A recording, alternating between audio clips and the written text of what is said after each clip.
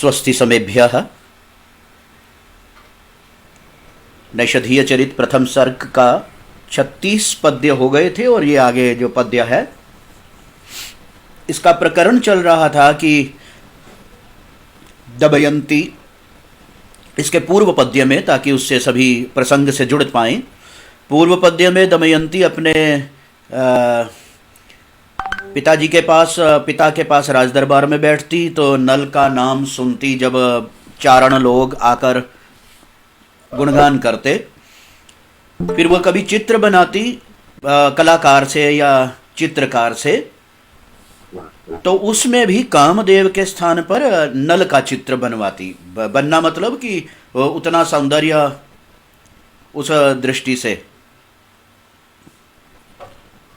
और ये अब आज का जो पद्य है, नलस्य पृष्ठा निषधागता गुणान्मिषेण दूतद्विजबन्दिचारणाः निपीय तत्कीर्तिकथामथानया चिरायतस्थे विमनायमानया। पहले इसका पदच्छेद देखो, ये नलस्य पृष्ठाः, नलस्य पृष्ठाः, पृष्ठाः में विसर्गे थी जो लोप हो गई हैं।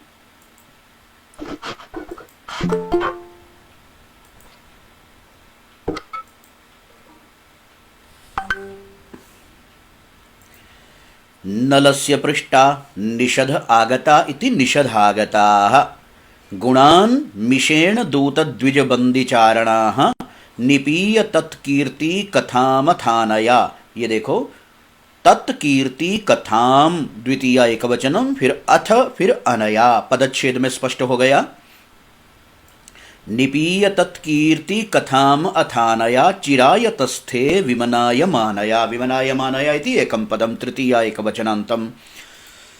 नलस्य पृष्ठाः निषधागता गुणान् मिषेण दूतद्विजबन्दिचारणा निपीय तत्कीर्ति कथामथानया चिरायतस्थे विमनायमानया।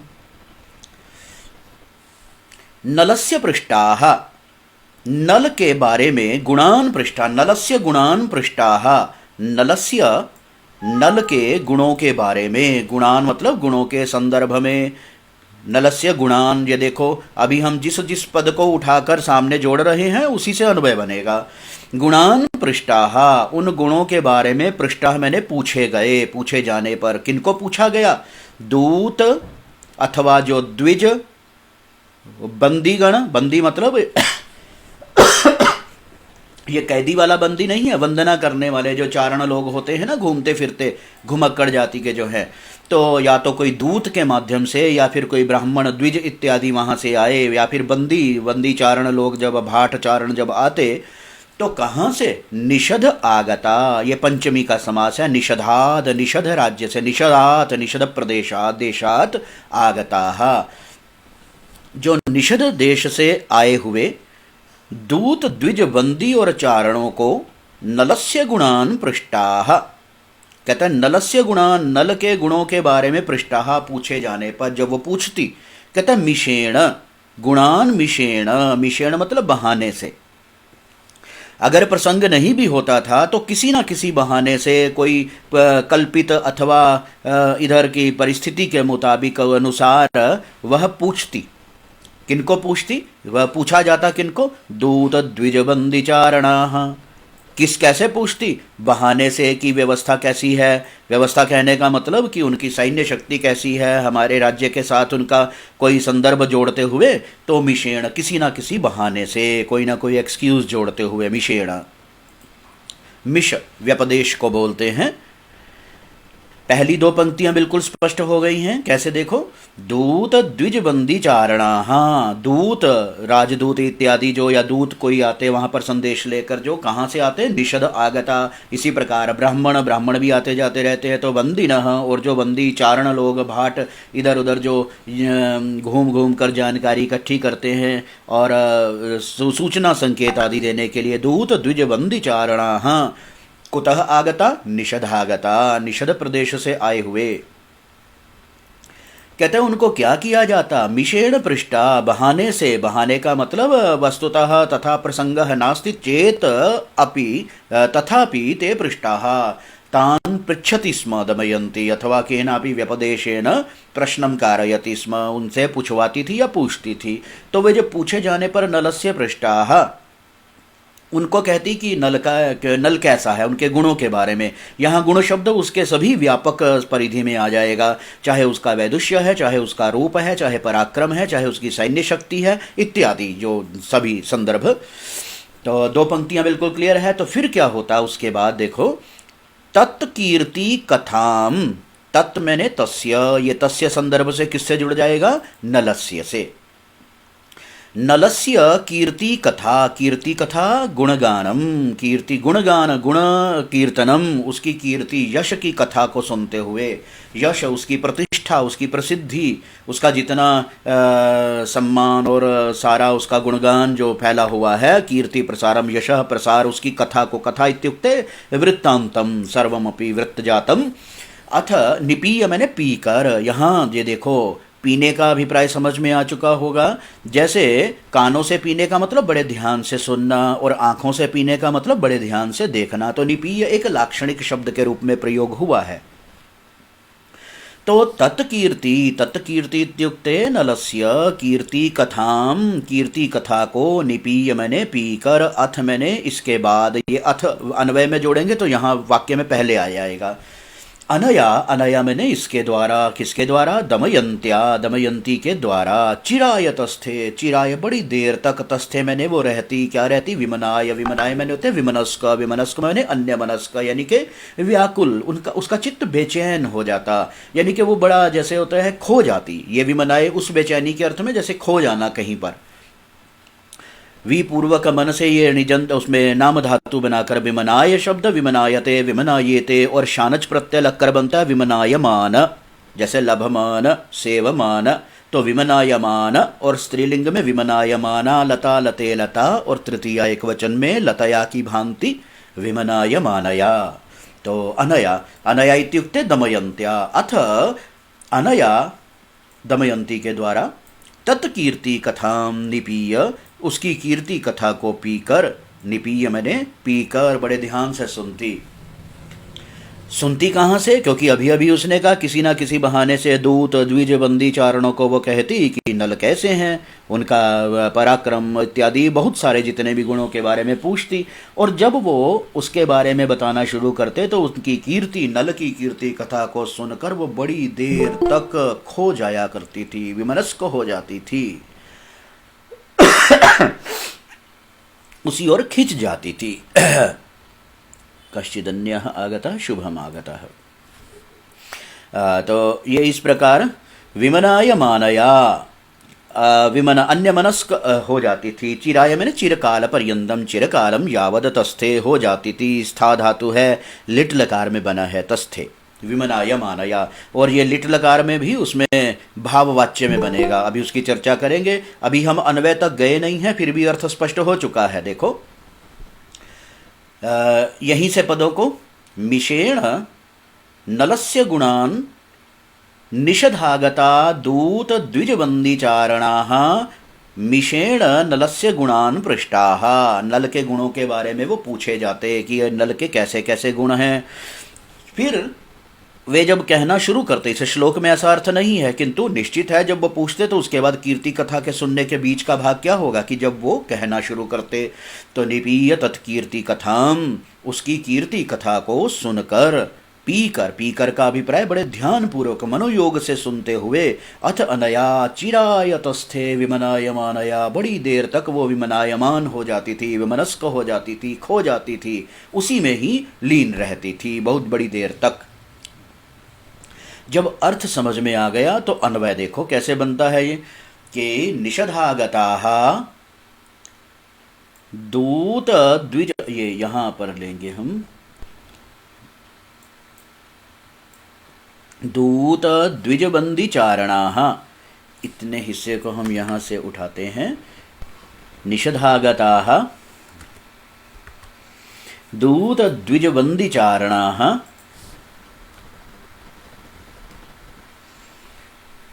मिषेण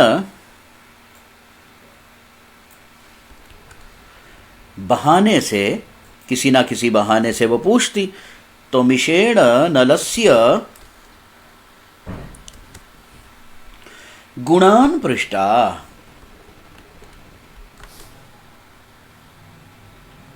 नल के गुणों के बारे में जब वो पूछती।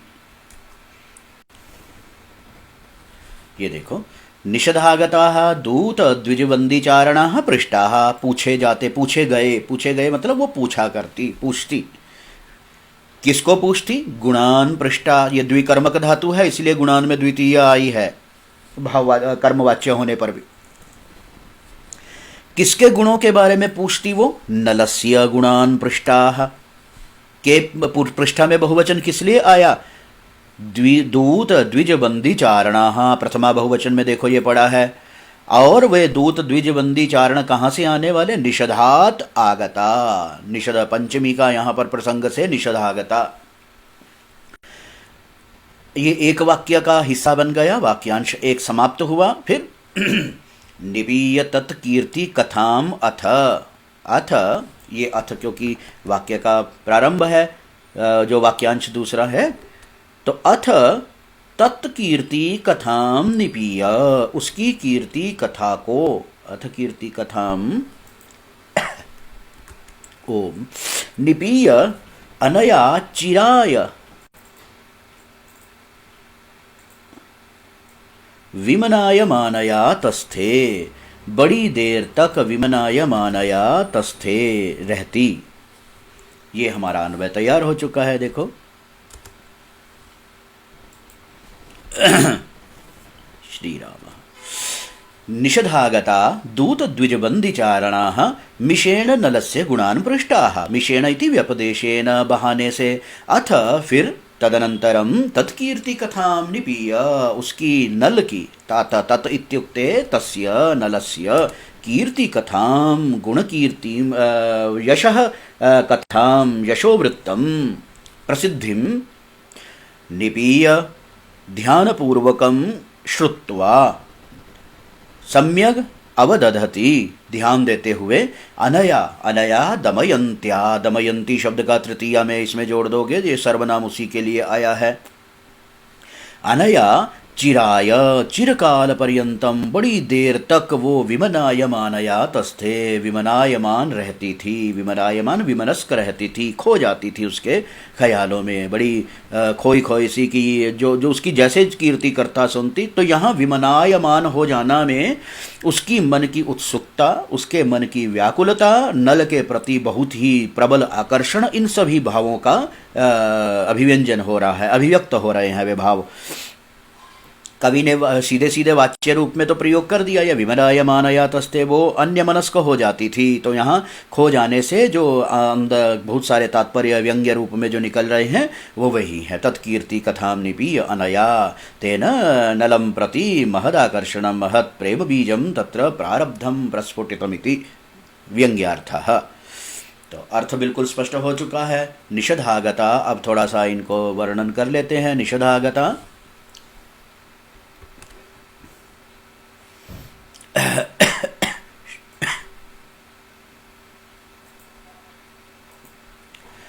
ओम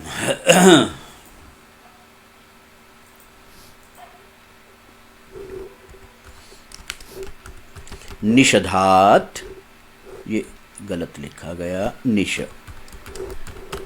निषधात त द, ये दोनों है आगताः।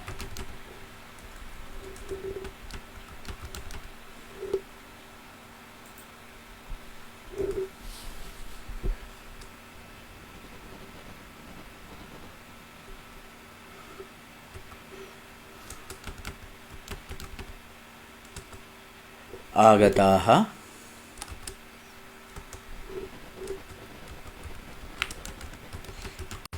निषधागताः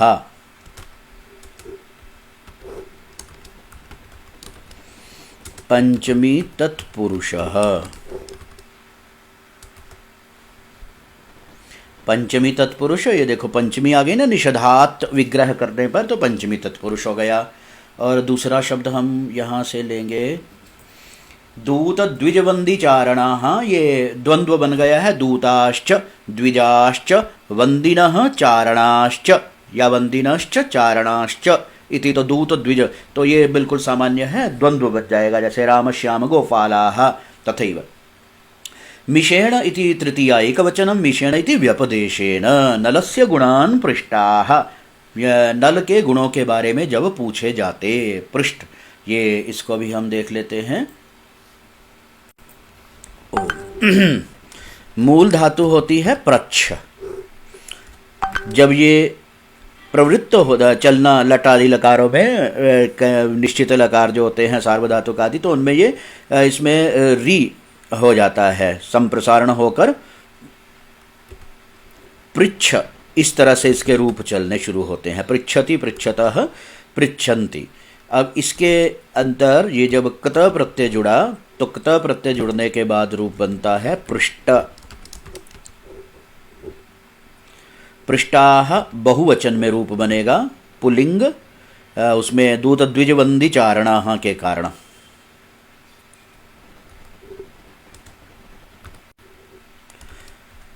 पुल्लिंग प्रथमा बहुवचन, ये इस प्रकार से इसका विवरण आ जाएगा। और कुछ शब्द को ले, तत्कीर्ति कथाम, तत्कीर्ति कथा, तस्य कीर्ति कथा, बिल्कुल स्पष्ट है इसको, तस्य कीर्ति कथा इति, ये भी षष्ठी तत्पुरुष का समास बनेगा। निपीय इति, ये ल्यप प्रत्यय नी पूर्वक पी धातु है, ध्यान रखना, पा धातु भी होती है पीने अर्थ में, किंतु यहाँ पर पींग एक पाने अर्थ में होती है, उस अर्थ उसमें लगा, क्योंकि पा धातु को अगर लेते तो निपाय शब्द बनता है। तो निपीय अनया, अनया चिराय चिरकाल पर्यंतम विमनायमानया, विमनायमान होकर, तृतीया में क्यों आया, क्योंकि भाववाच्य है ना, तो कर्तृ और कर्म और भाववाच्य में जो कर्ता होगा वो तृतीया में चला जाएगा, अनुक्त हो जाता है ना, कर्तृकर्णयोस् तृतीया एक सूत्र आता है। तो तस्थे, तस्थे हो जाया करती थी, हिंदी की दृष्टि से तो बड़ा उसका घूम ट्विस्ट करके मीनिंग निकलता है कि उसके द्वारा बड़ा विमनायमान हो जाया करता था, हुआ करती थी। तो ये सीधा सीधा वाक्य बनेगा कि वो ख्यालों में खो जाती थी या विमनस्क हो जाती थी। तस्थे, इस स्था धातु को भी देखते हैं, मूल होती है स्था, प्रवृत्त है उसका नाम स्था, और इस स्था को भी आदेश क्या हो जाता है, तिष्ठ, जैसे गम मूल होती है किंतु गच्छ आदेश हो जाता है, तो ये बन गया है जे तिष्ठ। इसके साथ जो है लिट लकार है, लिट लकार से पहले हम इसको जोड़ देंगे भावे, भाववाच्य बनेगा, तो तब ये बनेगा लिट लकार प्रथम एक, प्रथम पुरुष एक वचनमिति। तो अनया तस्थे, तस्थे तस्थाते तस्थिरे, इस प्रकार इसके रूप प्रवृत्त हुआ करते हैं। ये लो, ये जितने सुपर्याप्त शब्द चाहिए थे हमने उन शब्दों को यहाँ पर थोड़ा देखा है अभी। निषधागताः, ये यहाँ इसको करेंगे,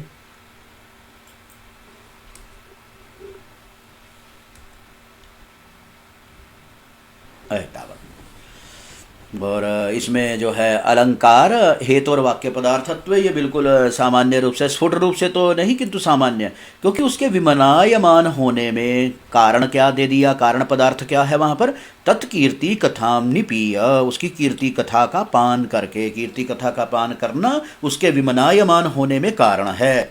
और उस विमनायमान में जो पूर्व की उत्सुकता, तभी तो प्रश्न तो तभी होगा, तो नलस्य पृष्ठा, स्वयं ही कौतुक अपने अंदर के कुतूहल से वो प्रश्न पूछती, फिर जब वो उसका गुणगान शुरू करते और वो उनके ख्यालों में खो जाती, विमनस्क हो जाती।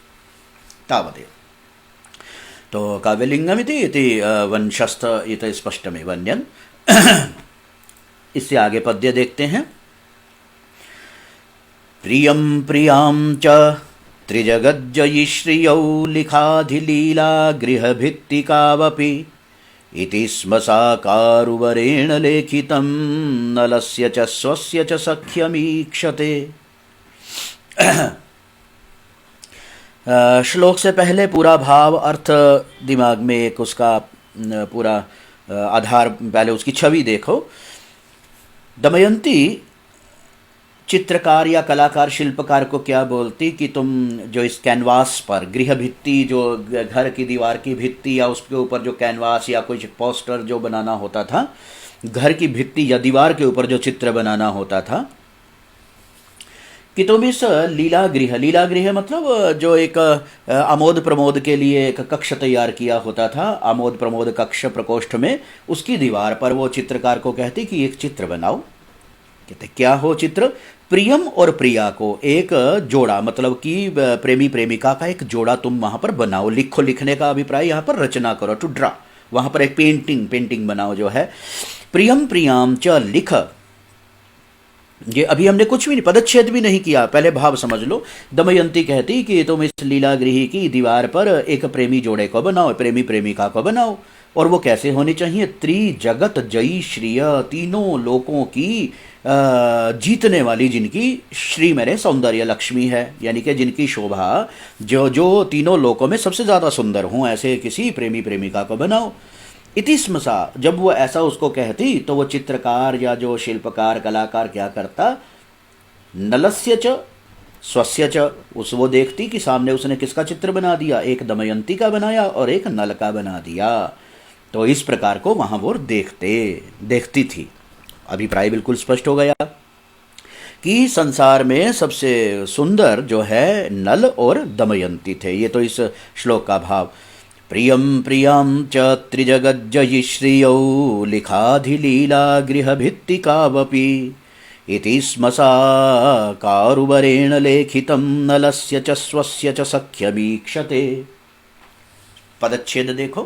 प्रियम प्रियां च, प्रिय और प्रिया को, प्रिय इति प्रेमी प्रेमिका को, प्रेयांसम प्रेयसीम च, प्रेमी जोड़े को, त्रिजगत तीन लोकों को, जयी मैंने जीतने वाली, जैसे गुण है जिसका वो गुणी, तो जय करने वाला, शील या है जिसका वह जयी, ऐसी जयिनी। विग्रह में तो जयिनी बनेगा, जब समास करेंगे तो वापस पुन लग, जैसे सुंदरी कन्या का समास करने पर क्या बनता है? सुंदर कन्या। तो ये वापिस सुंदरी का सुंदर बन जाना, ऐसा नहीं कि वो सचमुच में पुल्लिंग हो गया है, इसको बोलते हैं पुंबद भाव होना। मतलब वस्तुतः पुल्लिंग नास्ति, पुल्लिंगम नास्ति, किंतु पुंवद भाव हो जाना। ये समास आदि या व्याकरण के कई प्रसंगों की ये कुछ व्यवस्था की गई है, उसको अभी सामान्य रूप से समझें कि तीनों लोकों को, त्रिजगत तीनों लोकों को जीतने वाली श्री मैंने लक्ष्मी है, जिसकी यहाँ से लेकर अगर देखेंगे ना तो यहाँ ये बहुब्रीहि समास बनेगा कि तीनों लोकों की सौंदर्य को जीतने वाले, जिनकी लक्ष्मी तीनों लोगों को जीत लेने वाली है, अर्थात जो सबसे ज़्यादा सुंदर हैं, ऐसे प्रेमी और प्रेमिका को लिख मैंने लिखो। यहाँ लिखने का मतलब पेन पेंसिल से लिखना ना होकर लिखने का अभिप्राय सीधा सा हो जाएगा कि उसको बनाओ, चित्र बनाओ। कौ अपि, कह कौ, ये द्वितीय बना, द्वितीया में द्विवचन। कह कौ के, कम कौ कान, कौ अपि, ऊपर देखो ना ये पदच्छेद में हमने एचो यवा याव संधि से ये कावपि, ये नीचे देखो कौ अपि। पदच्छेद बहुत बड़ी एक मदद करता है उसके सामान्य स्वरूप को समझने में और शब्द के मूल रूप को समझने में। कौ अपि अधिलीला गृह भित्ति, पहले इस शब्द को देखो।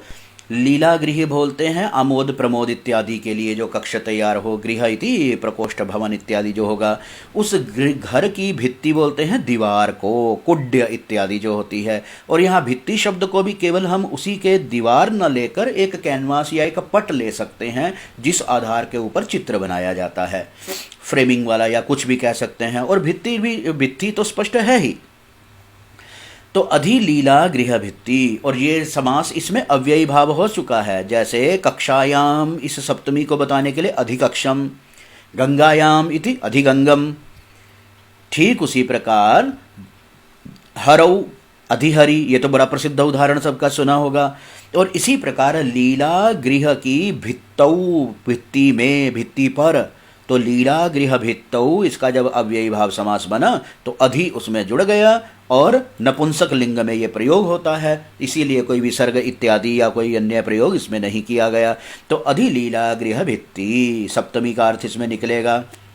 एक वो सूत्र है अव्ययम विभक्ति समीप समृद्धि विरुद्ध इत्यादि, इसमें सप्तमी के अर्थ में ये अधि हरि की भांति बना। अधि लीला गृह भित्ति, इस लीला घर की, लीला गृह की, लीला प्रकोष्ठ की, आमोद प्रमोद कक्ष की दीवार के ऊपर क्या करो, ये देखो, लिख। किसको लिखो? कौ अपि, किन्हीं दो को लिखो, द्विवचन में आ गया। वो दो कौन होने चाहिए? प्रियम प्रियाम च, प्रेमी और प्रेमिका, ऐसे वो क्या होने चाहिए? त्रिजगत जयिश्रियो, यहाँ एक एक करके आया और बाकी जो विशेषण रूप में आ रहे हैं ना उन सब में द्विवचन आ गया, क्योंकि ये इन्हीं के लिए आया है। त्रिजगत जयी श्रियौ, तीनों लोकों की के सौंदर्य को जीतने वाले, यानी कि तीनों लोकों को जीतने वाली है जिनकी श्री ही, श्री मैंने सौंदर्य आदि जो है उसका, तो ऐसे सबसे ज़्यादा सौंदर्यवान जो है, सौंदर्य युक्त सुंदर प्रेमी प्रेमिका को इस प्रकोष्ठ की दीवार पर तुम बनाओ, ऐसा। इति स्म, इस प्रकार, सा वह, सा का दमयंती, कारुवरेण लेखितम, कारुवरेण इति चित्र, कारू बोलते हैं कारीगर को, आजकल का जो प्रसिद्ध शब्द चला हुआ है ना कारीगर, मैकेनिक कह सकते हो, टेक्नीशियन या मैकेनिक वाले अर्थ में ज़्यादा अर्थ ज़्यादा है इसका। और चित्रकार, शिल्पकार बड़ा प्रसिद्ध है, कलाकार बिल्कुल फेमस है। तो कारुवरेण, क्योंकि चित्र बनाना है तो हम इसको चित्रकार रूप में या पेंटर के रूप में मान सकते हैं। वरेण, वरेण मैंने श्रेष्ठ है ना। कारुवरेण, ये कारू नया शब्द सुन रहे हैं तो जब भी कोई नया शब्द आए तो उसको बड़े आदरपूर्वक मन में स्थान दो, एक दो बार उसकी आवृत्ति करो और शब्दकोश बढ़ते जाएंगे अपने हैं। तो कारुवरेण लेखितम, चित्रकार के द्वारा, लेखितम, लेखितम इति संरचितम, क्योंकि हम प्रसिद्धि में लिखने का मतलब हमारी नज़र में जस्ट एक वही रहता है, पेन पेंसिल से लिखना, किंतु किसी भी चीज़ को ड्रॉ कर देने का मतलब क्या है? खींचना, बनाना, संरचना करना, वो लेखन ही हुआ करता है। यहाँ तक कि जो इंग्रेविंग वगैरह हुआ करती है, जो कुरेद कर लिखे जाते हैं अक्षर, उनको भी लेखन ही बोला जाता है। तो अस्तु, कारुवरेण लेखितम इति स्म, सा क्या करती थी वो, जब वो चित्रकार के द्वारा बना दिया जाता तो क्या देखती सामने उसने? ईक्षते मैंने देखती है, देखती है का मीन्स देखा करती थी। क्या देखा करती थी? नलस्य च स्वस्य च, नल का और स्वस्य मैंने और अपना, क्या देखती थी? सख्य, सखी भाव मैंने एक साथ होना, सखीत्व मतलब साथ साथ हो जाना, वो देखती थी कि ये उसने क्या किया कि उस दीवार की भित्ति पर एक नल का चित्र बना देता और स्वस्य और एक अपना, मीन्स ये स्वस्य कस्य, दमयंत्या, और अपना दमयंती का चित्र वो देखा करती, यानी कि वो देखती कि चित्रकार ने, उस कलाकार ने दीवार पर नल और दमयंती का चित्र बना दिया। तो स्वस्य च सख्यम ईष्यते, सख्यम सहभावम, साथ साथ, सख्यम मैंने सहभाव, उसका बिल्कुल बराबर साथ साथ उनको वो देखती, ईक्षते देखती, क्यों? क्योंकि उसने बनाया। चित्रकार चाहे वो स्वयं बनाता या अपने किसी सहायक से या असिस्टेंट से, तो किंतु लेखितम बनवाए गए, तो चित्रकार के द्वारा बनाए गए या बनवाए गए चित्र में वो देखती। नलस्य च स्वस्य च सख्यम ईक्षते, अभी हमने अन्वय किया ही नहीं है और अर्थ स्पष्ट हो चुका है। देखो वो क्या कहती? अधिलीला गृह भित्तौ, अन्वय के लिए देखो भूमिका तैयार हो गई। अधिलीला गृह भित्तौ, इस आमोद प्रमोद प्रकोष्ठ की दीवार पर क्या करो? कौ अपि, किन्हीं दो को, कैसे दो को? त्रिजगत जयी श्रियौ, तीनों लोकों के सौंदर्य को जीतने वाले, यानी कि जिनकी लक्ष्मी तीनों लोकों को जीत ले, सबसे सुंदर को किसको बनाना है? प्रियम प्रियाम च इति स्पष्टमेव, क्या करो तो उसको लिखो। इति स्म, इस प्रकार से, सा मैंने वह दमयंती, कारुवरेण लेखितम, कारुवर के द्वारा बनाए गए, नलस्य च स्वस्य च सख्यम ईक्षते। स्म यहाँ से उठाकर यहाँ आ जाएगा, बस इतना सा है। अब देखो इसी के बल पर अर्थ हमने पदच्छेद में ही समझ लिया ना, ये अन्वय अब बड़े आराम से बनेगा। अन्वय बनाते वक्त ये न समझे विद्यार्थी कि उसकी पुनरावृत्ति या पुनरुक्ति जैसा कुछ हो रहा है, ये इसको अभ्यास की दृष्टि से कि पदच्छेद में वैसे तो मूल पद को, शब्द श्लोक को उठाने से पहले उसका अर्थ प्रस्तुत कर दिया जाता है, स्पष्ट है, पदच्छेद में उसकी आवृत्ति हो गई। अन्वय, अन्वय बनाने में स्वयं सभी शामिल हो जाया करें। जैसे वो पहेलियां होती हैं ना कि कौन सा अक्षर कौन सा ब्लॉक कहाँ आएगा, इस अन्वय को उस दृष्टि से देखकर चले और बहुत रुचिकर होने लगेगा। कि अधिलीला गृह भित्तौ, यहाँ पर भित्ति आ गई। कहते कौ अपि त्रिजगत जयी श्रियौ प्रियम प्रियाम च, यहाँ पर हम इसको त्रिजगत जयी श्रियौ प्रियम प्रियाम च लिख, लिखो यानी कि बनाओ।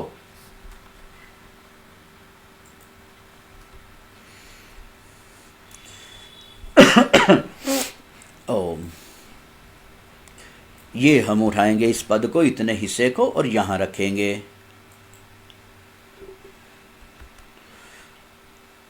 देखो अर्थ जुड़ने लगा। अधिलीला गृह भित्तौ कौ अपि, किन्हीं दो को, जो कैसे हों। त्रिजगत जयी श्रियौ, ये कौ अपि को हम इधर भी लिख सकते, प्रियम प्रियाम च के बिल्कुल पास में भी लिख सकते हैं। श्रियौ कौ अपि, किन्हीं दो को, मतलब कोई भी दुनिया भर में जो ऐसे हों, तो कौ अपि प्रियम प्रियाम च लिख, लिख मैंने रचय, सो उसकी रचना करो। यहाँ इति स्म, ये अन्वय, यहाँ ये पूर्ण विराम हटाया हमने, लिख इति, इस प्रकार। सा वह दमयंती कारुवरेण लेखितम नलस्य च स्वस्य च सख्यम ईक्षते स्म। ये देखो, ये बन गया हमारा अन्वय तावत।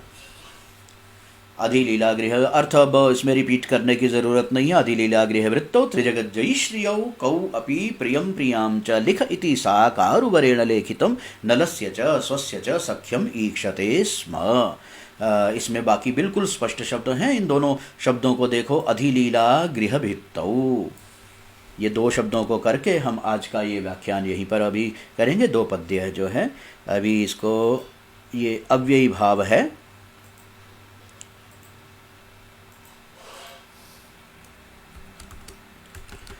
लीला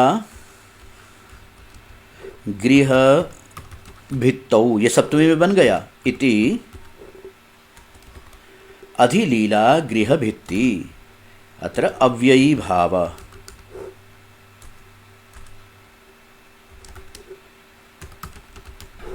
ये अव्ययी भाव समास हो गया है। और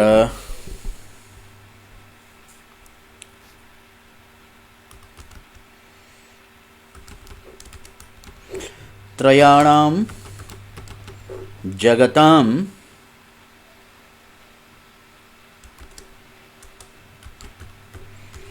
जयिनी, जीतने वाली, श्री ही ययोहो तौ,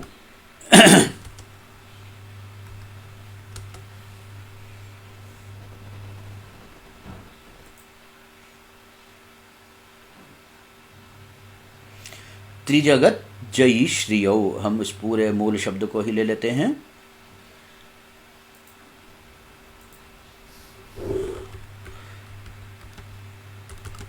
त ज को मिलाकर ज बन गया है वहां, त्रिजगत जयी, त्रिजगत जयी श्रियौ, ये बन गया हमारा बहुव्रीहि। अन्य पदार्थक हो गया ना, तो ये दो पद पर्याप्त, बाकी बिल्कुल सरल इसमें पद हैं, व्याख्या के सुपर्याप्त रूप से वो समझ में आ चुके होंगे। ये देखो, और इतना ही नहीं कि मेरे कहने से समझ में आ गए तो ज़बरदस्ती है, उसमें अभी इसमें बाद में प्रश्न इत्यादि इसमें उठाते रहें कि इसको फिर से किसी को करना हो तो नेक्स्ट डे के लिए कुछ ना कुछ। त्रयाणाम जगताम जयिनी श्री ययो, ये ययो शब्द अशुद्ध थोड़ा लिखा गया, इसको ठीक करते हैं। ययोहो, ययोहो षष्ठी द्विवचनम यथ शब्द का बना है ये, जैसे कयोहो तयोहो बनता है, तो श्री ही ययोहो तौ तावदेव।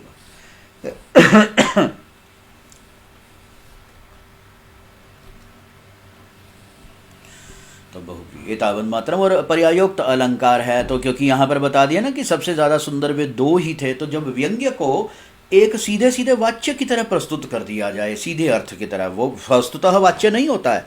एक मतलब देखो ना, पर्यायोक्तम तो गम्य से व्यंग्यार्थस्य व्यंग्यस्य वचो भंग्यंतराश्रय, भंगी मैंने स्टाइल, शैली, किसी अन्य प्रकार से आश्रय लेते हुए जब कह दिया जाता है व्यंग्य को, तो व्यंग्य को एक सीधे सीधे वाच्य की तरह, पूरा वाच्य ही नहीं वाच्य की तरह प्रस्तुत कर दिया जावे तो पर्यायोक्त अलंकार हो जाता है।